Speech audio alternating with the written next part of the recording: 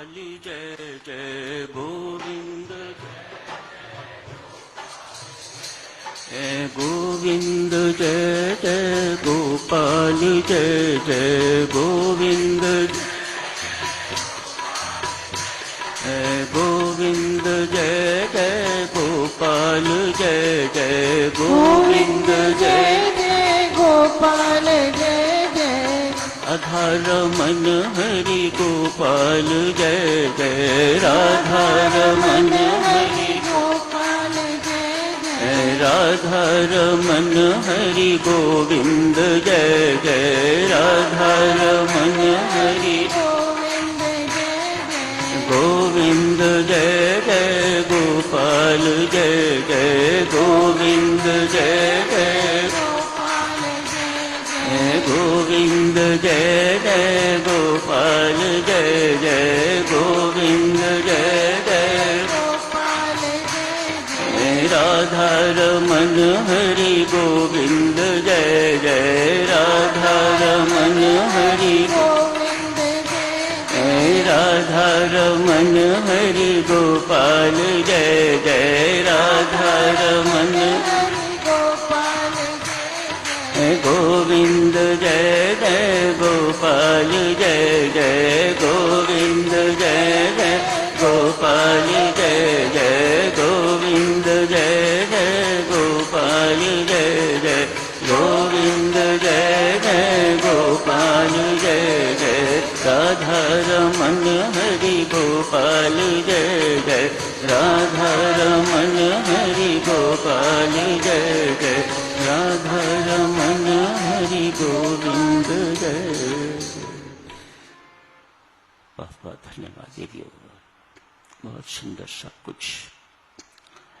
5वें अध्याय में भी गीताचार्य भगवान श्री कृष्ण कर्मयोग की ही चर्चा जारी रख रहे हैं। वास्तव में इस अध्याय में जितना अभी तक पड़ा है, कर्मयोग करने की विधि ही समझा रहे हैं। किस प्रकार कर्म को कर्मयोग बनाया जा सकता है। आप सब भी कर्मयोग की ही चर्चा कर रहे हैं। कल चर्चा चल रही थी कि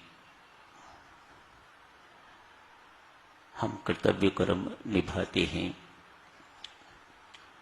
कुछ के प्रति नहीं। यदि सबके प्रति हम अपना कर्तव्य कर्म निभाते हैं, राग द्वेष रहित होके, पक्षपात रहित होके, तो ये कर्मयोग ही है। कर्मयोग में भेदभाव नहीं हुआ करता साधुजनों। कर्मयोगी को अपनी पुत्री तो अपनी पुत्री दिखाई देती है, लेकिन दूसरे के घर से जो पुत्री आई है वो बहू दिखाई देती है। तो ऐसा व्यक्ति कर्मयोगी नहीं बन सकेगा। दोनों के व्यवहार में जहां अंतर हो जाएगा, ये कर्मयोगी का चिन्ह नहीं है।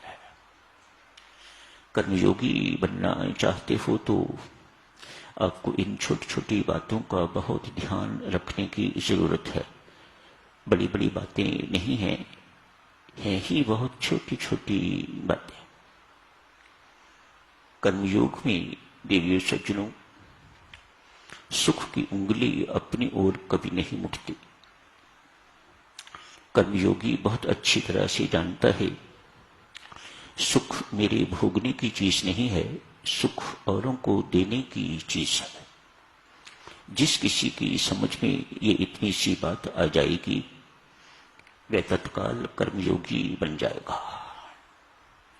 पुनः सुनिए, सुख भोगने की चीज नहीं है, सुख मांगने की, सुख पाने की चीज नहीं है, सुख बांटने की चीज है, सुख देने की चीज है। हाँ, दुख भोगने की चीज है। दुख भोगिएगा। कर्मयोगी दुख भोगता है, पर दूसरों को सुख देता है, दूसरों को सुख पहुंचाता है। अपनी इनकन्वीनियंसेस को नहीं देखता, अपनी असुविधाओं को नहीं देखता, दूसरों को सुविधा पहुंचाए वह कर्मयोगी है। दुख सह के भी दूसरों को सुख दे तो वह कर्म योगी है। यही गीताचार्य भगवान श्री कृष्ण हमें समझा रहे हैं। स्वार्थ रहित कर्म। स्वार्थ मानो सुख की उंगली अपनी तरफ, अपने लिए ही चाहना, अपनों के लिए ही चाहना, ये स्वार्थ है। लेकिन दूसरों को देना, दूसरों के लिए चाहना, उनका हित करना, उनका हित सोचना, उनके लिए हितकारी बोलना, उनके लिए हितकर कर्म करना, ये निस्वार्थ है। कर्मयोग, कर्मयोग सीमित नहीं है, बहुत व्यापक चीज है। आइए कुछ दृष्टांतों के माध्यम से देखते हैं। आज एक साहूकार देवियों, घोड़ी है, उसके पास यातायात के साधन इस प्रकार के नहीं थे उस वक्त जैसे अब। घोड़ियों पर जो अमीर लोग हैं वे यात्रा इत्यादि किया करते, गरीब तो बेचारे पैदल ही चलते। लेकिन साहूकार लोग, अमीर जो घोड़ी रखनी अफोर्ड कर सकते, घोड़ा रखना अफोर्ड कर सकते थे, वह घोड़ों पर यात्रा किया करते। किसी जरूरी काम से इस साहूकार को कहीं जाना है, घोड़ी बीमार है, अतएव जाना भी जरूरी है। कैसे जाया जाए? पैदल चलने का अभ्यास नहीं रहा हुआ, शायद जल्दी भी पहुंचना हो, पैदल जाने से देरी हो जाती है, घोड़ी जल्दी पहुंचाएगी। दौड़ाते हैं लोग घोड़े घोड़ियों को। बड़े भाई के पास गए, जाके कहा, भैया मुझे अमुक स्थान पर बहुत जरूरी काम से जाना है, मेरी घोड़ी बीमार है, मेहरबानी करके थोड़े समय के लिए मुझे अपनी घोड़ी दे दो तो मैं दोपहर तक लौट आऊंगा, आते ही घोड़ी आपको वापस कर दूंगा। बड़े भैया ने कहा, छोटू घोड़ी घर पर नहीं है। बात खत्म हो गई। छोटे ने बड़े के पांव छुए और चलने लगा तो अंदर से घोड़ी के हिनहिनाने की आवाज आई। छोटा मुड़ा, बड़े भैया आपने तो कहा था कि घोड़ी अंदर नहीं है, पर घोड़ी तो अंदर हिनहिना रही है, उसकी आवाज बाहर मुझे सुनाई दी है।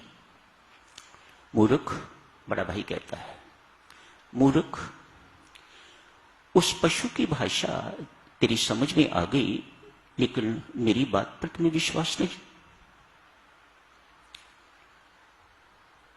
छोटे ने आंख बंद करी, हाथ जोड़ के कहा, भैया आज इस घोड़ी ने मेरी आंख खोल दी। घोड़ी के अंदर स्वार्थ नहीं, पशु के अंदर स्वार्थ नहीं होता, पशु के अंदर अभिमान नहीं होता, स्वार्थ नहीं होता, इसलिए उसकी वाणी हर कोई समझ सकता है। मनुष्य को समझना बहुत कठिन है। इतनी सी बात कह के छोटू चला गया। बहुत दिल पर बोझ लेके छोटू जा रहा है। एक मामूली सी बात के लिए बड़े भैया ने मेरे साथ इतना बड़ा झूठ बोला है, ये मेरा भैया कहलाने योग्य नहीं है, कैसे मैं इनकी बात पर विश्वास करूं? घोड़ी पशु अधिक विश्वसनीय निकला। इतनी देर में बड़े को लगा छोटा रुष्ट गया है, असंतुष्ट गया है, अतएव भागते भागते पीछे गए। छोटू को आवाज लगाई, रुको, घोड़ी ले जाओ, मेरे से भूल हो गई, स्वार्थवश लोभवश मेरे से झूठ बोला गया, मैंने बात छुपाई। स्वार्थ साधक ये सब कुछ करवाएगा।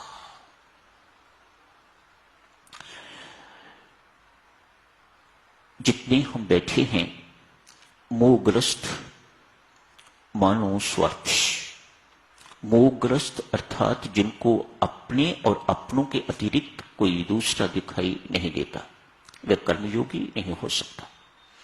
ऐसों को मोहग्रस्त कहा जाता है।